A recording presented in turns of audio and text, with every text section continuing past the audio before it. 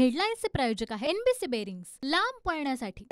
हाथरस दुर्घटनेतील मृतांच्या कुटुंबियांना 2 लाखांची मदत तर जखमींना प्रत्येकी 50,000 रुपयांची मदत जाहीर। लाडकी बहीण योजनेसाठी सरकारकडून 31 ऑगस्टपर्यंत मुदतवाढ।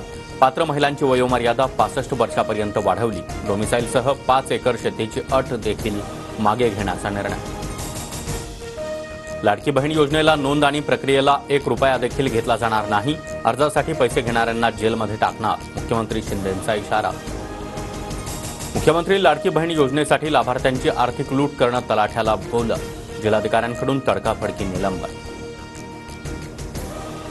अजित पवार गटाच्या देवगिरीवरील आमदारांच्या बैठकीमध्ये नवाब मलिक उपस्थित। विधान परिषद निवडणुकीच्या पार्श्वभूमीवर अजित पवारांचं नेत्यांना मार्गदर्शन। पक्ष वाढणार आहे, येत्या दिवसात कळेलच, अजितदादांचं वक्तव्य। आमदार पवार गटाच्या संपर्कात असल्याच्या चर्चांवर वक्तव्य, सूत्रांची माहिती। ज्यांना सख्खे भाऊ समजले नाहीत त्यांना लाडकी बहीण योजना कशी समजणार, मुख्यमंत्री शिंदेंचा उद्धव ठाकरेंवर निशाणा। अंबादास दानवेंच्या शिवीगाळ प्रकरणानंतर उद्धव ठाकरे यांच्याकडून माफी, षडयंत्र रचत विरोधी पक्षनेत्याचं निलंबन केल्याचा आरोप, तर फडणवीसांकडून दानवेंवरील कारवाईच्या प्रस्तावाला चर्चेला नकार। ठाकरे गटाचे विधान परिषदेचे उमेदवार मिलिंद नार्वेकर यांच्याकडे 4 कोटी 17 लाखांची मालमत्ता, तर पत्नीकडे 11 कोटी 74 लाखांची मालमत्ता। उमेदवारी अर्जातील प्रतिज्ञापत्रावरून माहिती समोर।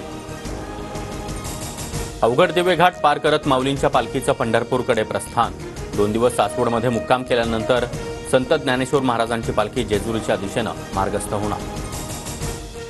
लोकसभेचे विरोधी पक्षनेते राहुल गांधी आणि शरद पवार यांची भेट। पवारांकडून राहुल गांधींना पंढरपूरच्या वारीचं निमंत्रण।